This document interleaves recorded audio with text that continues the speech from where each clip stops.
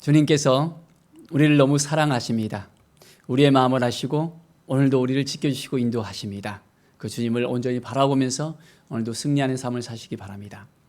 오늘 말씀은 레위기 17장에서 20장까지 말씀입니다. 11장 4절에 보면 먼저 회막문으로 끌고 가서 여호와의 성막 앞에서 여호와께 예물을 드리지 아니하는 자는 피 흘린 자로 여길 것이라. 그가 피를 흘렸은즉 자기 백성 중에서 끊어지리라. 참 하나님은 하나님 앞에 온전히 나와서 하나님께 예배하며 제사하며 하나님의 은혜를 누리시길 원합니다. 그리고 온전한 마음으로 예물을 드리기를 원하는 마음이 여기에 나와 있습니다. 3절에 보면 이스라엘 집의 모든 사람이 소나 어린 양이나 염소를 진영 안에서 잡든지 진영 밖에서 잡든지, 이제는 짐승을 잡으면 그 짐승에 잡은 것에 대해서 분명하게 예물을 드리라고 이야기하고 있습니다. 우리에게 주신 그 모든 것은 다 하나님의 것입니다. 하나님의 것을 우리가 하나님 것으로 인정하면서 하나님께 감사의 예물을 드리는 것이 하나님의 마음이라는 것을 이 말씀을 통해서 우리는 또한 살펴볼 수 있습니다. 믿음의 삶을 살아간다는 것이 무엇입니까? 그것은 아버지의 마음을 가슴에 품고 살아간다는 것입니다. 하나님께서 주시는 그 마음이 무엇인지를 깨달아 알아가는 것입니다.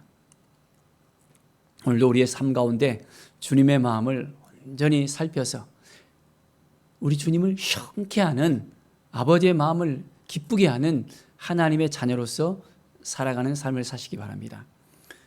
11절에 보면 육체의 생명은 피에 있습니다. 내가 이 피를 너희에게 주어 제단에 뿌려 너희의 생명을 위하여 속죄하게 하였나니 생명이 피에 있으므로 피가 죄를 속하느니라. 피가 죄를 속하느니라. 육체의 생명은 피에 있다 했습니다. 이 피가 또한 우리의 모든 죄를 속하는 그 능력이 되었다는 것을 볼 수 있습니다. 구약에는 짐승의 피를 흘려야만 사람의 죄가 속죄가 되었습니다. 그러나 지금은 어떻게 되었습니까? 예수 그리스도의 그 피로 우리의 모든 죄가 깨끗하게 속죄함을 받았습니다. 하나님의 은혜로 우리는 온전히 속죄함을 받았습니다. 정말 믿습니까? 믿음이 옵니까? 내가 속함 받았다는 것, 내가 예수 그리스도를 믿고 그 믿음으로 구원받았다는 이 사실을 분명하게 확신할 수 있습니까? 이 믿음을 우리가 확신하지 못한다면 안 됩니다. 매일매일 주님 앞에 더 가까이 나가서 우리의 모든 죄를 다 고하며 주님 앞에 온전히 무릎으로 나아가는 우리의 삶이 될 수 있도록 우리가 되어야 되겠습니다. 14절에 보면 모든 생명은 그 피가 생명과 일체라. 그러므로 내가 이스라엘 자손에게 이르기를 너희는 어떤 육체의 피든지 먹지 말라 하였나니 모든 육체의 생명은 그것의 피인지 그 피를 먹는 모든 자는 끊어지리라. 바로 생명이 피에 있어서 그 피를 함부로 먹어서는 안 된다는 것을 분명히 말씀하고 있습니다. 우리는 생명을 얻었습니다. 생명을 얻은 사람으로서 생명을 소중하게 여기며 이 생명을 지킬 수 있는 믿음의 사람으로서 온전하게 살아가야 됩니다. 18장 말씀을 보면 21절에 너는 결단코 자녀를 몰록에게 주어 불로 통과하게 함으로 내 하나님의 이름을 욕되게 하지 말라. 나 여호와이니라.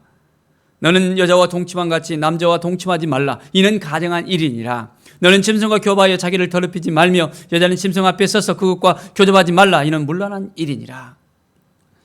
분명하게 말씀하고 있습니다.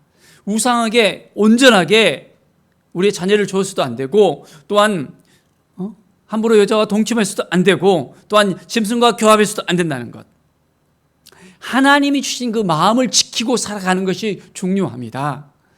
하나님이 아니라 하는데 억지로 그것을 하려고 하는 그 사람들이 모습이 있습니다. 하나님께서 기뻐하지 않는 일인데 그것을 꼭 쫓아가는 사람들이 있습니다. 우리는 분명하게 분별할 수 있어야 됩니다. 하나님의 마음을 품고 하나님께서 그거 아니야 라고 말씀하시면, 네 하나님, 우리가 어떻게 살아야 될지를 깨닫게 알게 하시고 주님 앞에 온전히 나갈 수 있는 그 믿음을 우리에게 주시옵소서. 간음을 해서도 안 되고 수관을 해서도 안 되고 하나님께서 기뻐하지 않는 것을 해서는 안 됩니다. 특별히 우상을 만들어서 그 섬기는 것은 더더욱 하나님께서 기뻐하지 아니하다는 이 사실을 분명하게 깨달아 알아야 되겠습니다. 19장 말씀 보면 2절, 너는 이스라엘 자손의 온 회중에게 말하여 이르라. 너희는 거룩하라. 이는 나 여호와 너희 하나님이 거룩함이니라. 왜 우리가 거룩해져야 됩니까? 하나님이 거룩하시기 때문에 우리도 거룩한 삶을 살아가야 됩니다. 하나님의 자녀로서 우리는 거룩한 삶을 살아야 됩니다. 이스라엘 백성들은 하나님의 백성이 되었기 때문에 그들은 거룩함을 지키면서 살아가야 됩니다. 우리는 예수 그리스도로 말미암아 구원을 받은 사람들입니다. 예수 그리스도로 말미암아 온전한 생명을 얻었습니다. 예수 그리스도로 말미암아 모든 죄를 해결을 받았습니다. 우리는 하나님의 자녀들이 되었고 예수 그리스도로 말미암아 날마다 변화되었는 삶, 믿음의 삶, 은혜의 삶을 살아가는 하나님의 자녀들이 되었습니다. 그렇다면 어떻습니까? 우리는 하나님의 자녀로서 이제는 왕같은 제사장으로서 그 거룩성을 누리면서 지키면서 살아야 됩니다. 그래야만 우리는 하나님의 동역자로서 하나님의 대행자로서 그 삶을 살아갈 수 있는 것입니다. 매일매일 우리는 믿음으로 선포하면서 나갈 때 하나님께서 우리 한 사람 한 사람의 그 모습을 분명하게 보십니다. 19장 10절에 보면 내 포도원의 열매를 다 따지 말며 내 포도원에 떨어진 열매는 줍지 말고 가난한 사랑과 거룩을 위하여 버려둬라. 나는 너희 하나님 여호와이니라. 거룩인과 가난한 자들을 위해서 이제 포도원 열매를 다 따지 말고 남겨두라고 합니다. 하나님은 연약한 사람들, 부족한 사람들, 가난한 사람들, 힘없는 사람들을 하나님은 손을 붙잡아 주시고 그들의 필요를 채우시려고 하시는 분이십니다. 우리의 연약함을 다 아시고 우리의 필요를 채우시는 하나님이십니다. 그 하나님께서 오늘도 우리의 모든 사정을 다 알고 계십니다. 하나님의 마음을 품고 우리가 살아갑시다. 하나님의 은혜를 누리면서 살아갑시다. 하나님이 도와주지 않으면 우리가 아무것도 할 수 없다고 고백하면서 살아갑시다. 그러면 하나님의 은혜를 날마다 누릴 수 있게 되어집니다. 17절 18절에 보면 너는 내 형제를 마음으로 미워하지 말며 내 이웃을 반드시 경책하라. 그러면 내가 그에 대해 죄를 담당하지 아니하리라. 원수를 갚지 말며 동포를 원망하지 말며 내 이웃 사랑하기를 내 자신과 같이 사랑하라. 나는 여호와니라. 하나님이 말씀하십니다. 이웃을 사랑하라고. 이웃을 내 자신과 같이 사랑하고 내 자신과 같이 정말 사랑하지 않으면 안 된다는 이 부분에서 분명하게 말씀하십니다. 너가 소중하듯이 이웃도 소중하다는 것입니다. 이세의 그 아픔을 보고도 이제는 함께 울어줄 수 있는 사람이 되어야 되고 심지어는 원수까지도 사랑하라고 합니다. 원수까지도. 원수를 사랑한다는 게 쉬운 일입니까? 그런데 하나님은 사랑하라고 하시는 거예요. 참 쉽지 않겠죠. 우리는 믿음으로 온전하게 살아갑시다. 우리는 말씀으로 살아갑시다. 하나님의 은혜로 살아갑시다. 하나님의 도우심으로 살아갑시다. 하나님께서 역사해 주지 않으면 우리가 아무것도 할 수 없다는 이 사실을 깨닫고 살아갑시다. 하나님이 도와주신다는 거예요. 하나님이 함께 해주신다는 거예요. 하나님이 인도해 주신다는 것입니다. 하나님의 그 역사 가운데 우리가 오늘도 나가기를 바랍니다. 그래서 이제는 온전히 이웃사랑을 실천하는 그 삶을 통해서 하나님이 기뻐하시는 온전한 삶을 사시기 바랍니다. 23절에 보면 너희가 그 땅에 들어가 각종 과목을 심거든 그 열매는 아직 할례 받지 못한 것으로 여기되 곧 3년 동안 너희는 그것을 할례 받지 못한 것으로 여겨 먹지 말 것이요 넷째에는 모든 과실이 거룩하니 여호와께 드리어 찬송할 것이요 다섯째에는 그 열매를 먹을지니 그리하면 너희에게 그 소산이 풍성하리라. 나는 너희 하나님 여호와이니라. 하나님은 먼저 그 열매를 하나님 앞에 온전히 거룩하게 하라 합니다. 여호와께 드려 찬송하라 합니다. 먼저 너희가 먹기 전에 하나님께 드리라고 하는 거예요.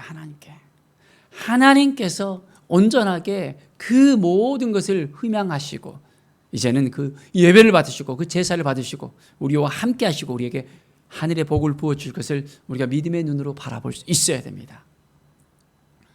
꼭 붙잡고 있고 싶은 마음이 있습니까? 안 돼요, 안 돼, 이건 드릴 수 없어요 라고 하는 그런 마음이 있습니까? 하나님은 즐겨내는 자를 사랑하신다고 합니다. 하나님은 30배, 60배, 100배의 열매를 우리에게 부어주시는 분이십니다. 그 하나님을 온전히 바라보면서 온전히 주님 앞에 나가는 귀한 은혜의 삶을 사시기 바랍니다. 공평의 저울과 공평의 공평한 추와 공평한 에바와 공평한 하늘 흰을 사용하라. 나는 너희를 인도해 애굽 땅에서 나오게 한 너희 하나님 여호와니라. 36절에 나오고 있습니다. 우리 하나님은 공평한 하나님입니다. 공평하게 우리를 지켜주시고 함께 해주시고 도와주시는 그 하나님이십니다. 애굽 땅에서 나오게 하신 구원의 하나님, 우리를 예수 그리스도로 말미암아 그 핏값으로 구원하게 하시는 하나님, 그 하나님을 정말 신뢰하면서 오늘도 나아가길 바랍니다. 그래서 20장 26절에 보면 너희는 나에게 거룩할지어다. 이는 나 여호와가 거룩하고 내가 또 너희를 나의 소유로 삼으려고 너희를 만민 중에서 구별하였습니다. 하나님이 우리를 구별했대요. 어디로부터? 만민 중에서. 하나님의 그 거룩하심이 우리를 구별시켜서 우리로 거룩한 삶으로서 인도하신다는 이 사실을 알아야 됩니다. 우리를 하나님의 소유로 삼으셨답니다. 하나님의 자녀로 삼았습니다. 하나님의 은혜의 장중 안에 들어오게 했습니다. 우리는 하나님의 것입니다. 하나님이 우리를 책임져 주십니다. 책임져 주십니다. 이 믿음이 정말 오십니까? 아직까지 우리의 믿음이 들어가지 못해서 어떻게 하나님이 나를 도와주실까? 함께 해주실까? 인도해 주실까? 그 믿음을 가지고 나갑시다. 그 믿음으로 우리가 살아갑시다. 하나님이 분명히 우리를 도와주실 거예요. 함께 해주십니다. 믿음이 식어지지 않도록 간절한 마음으로 기도하며 우리의 삶이 더욱더 하나님 앞에 거룩한 삶으로서 하나님께서 기뻐하시는 삶으로서 온전히 세워지기를 간절히 축원드립니다. 기도하겠습니다.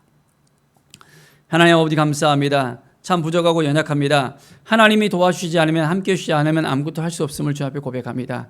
주님의 은혜가 우리 가운데 넘쳐날 수 있도록 인도하여 주시옵소서. 성령께서 진히 주장하여 주셔서 함께 해주셔서 우리로 하여금 하나님의 은혜 가운데 더욱더 넘치는 사랑이 있게 하여 주시옵소서. 말씀 앞에 쓸 수 있도록 도와주시고 하나님의 은혜 앞에 쓸 수 있도록 인도하여 주시옵소서. 너무나도 부족합니다. 하나님 도와주시지 않으면 함께 해주시지 않으면 우리가 아무것도 할 수 없음을 주 앞에 고백합니다.